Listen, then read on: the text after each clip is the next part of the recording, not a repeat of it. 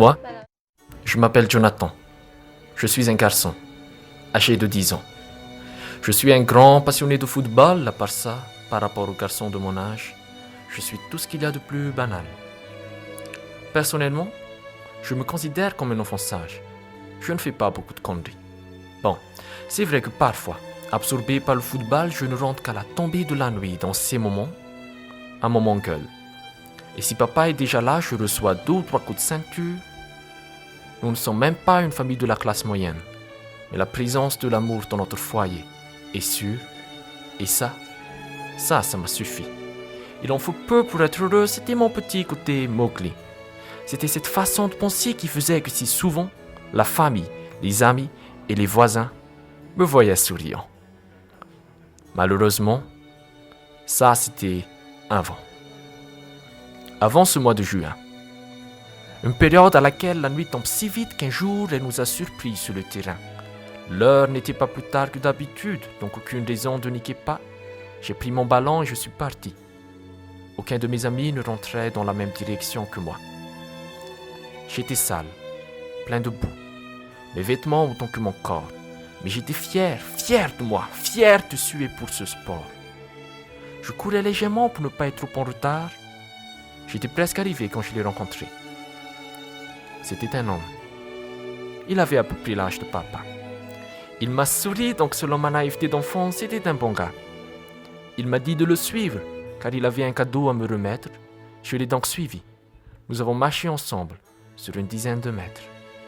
Ensuite, nous avons tourné vers cette ruelle sombre. Je croyais qu'il visait mon ballon quand il m'a mis un coup de pied.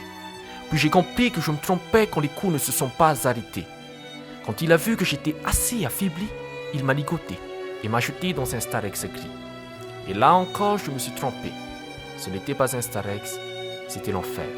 Pour lui, un moment de plaisir, pour moi, une période de calvaire. Mon innocence assassinée avec violence, je me sentais mourir quand il m'a transpercé la chair. Quand il s'est dit que c'en était assez, il m'a détaché et m'a jeté sur le bitume.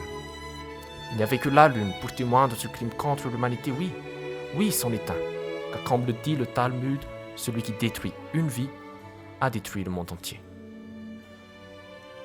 Après quelques minutes, j'ai eu la force de me relever. La force de marcher et assez de force pour entrer. Quand je suis arrivé chez moi, maman m'a engueulé et papa était déjà là, donc je me suis aussi fait frapper. Ce n'était qu'à ce moment-là où je me suis permis de pleurer, car je ne voulais que personne ne sache ce qui m'était arrivé. Honte d'être une victime? Non. Honte d'être un naïf? Non. Plutôt peur. Peur d'être jugé, car apparemment ce crime n'existe qu'à cause des vêtements portés. Et moi, je suis un garçon de 10 ans qui s'est fait violer. Bonjour à tous. Appelez-moi Divad. Je suis un slammer de Madagascar. J'ai voulu montrer à travers cette histoire que la pédophilie, l'abus sexuel et le viol sont devenus de vieilles nouvelles dans la société actuelle. De plus en plus de jeunes, dont le plaisir solitaire, n'ont plus que des rapports forcés dans leurs pensées. Les violés qui souffrent de blessures solitaires pour épargner leurs proches endurent des silences à penser. Mais ils se taisent le plus souvent à cause d'un cliché impensable, une perversion insupportable qui dit que les violés sont des violés à cause des vêtements qu'ils ont portés. De moins en moins d'entre eux osent porter plainte et de plus en plus de violeurs sont en liberté. Et pourtant, cette histoire est réelle. C'est l'histoire de Jonathan, mais ça aurait pu être la mienne, la tienne, ce pourrait être celle de nos enfants. Arrêtons de blâmer les victimes de viol pour avoir un bon karma. Pour un avenir meilleur, suivons les conseils de Rebecca. Ne sous-estimons pas l'importance d'une bonne éducation sexuelle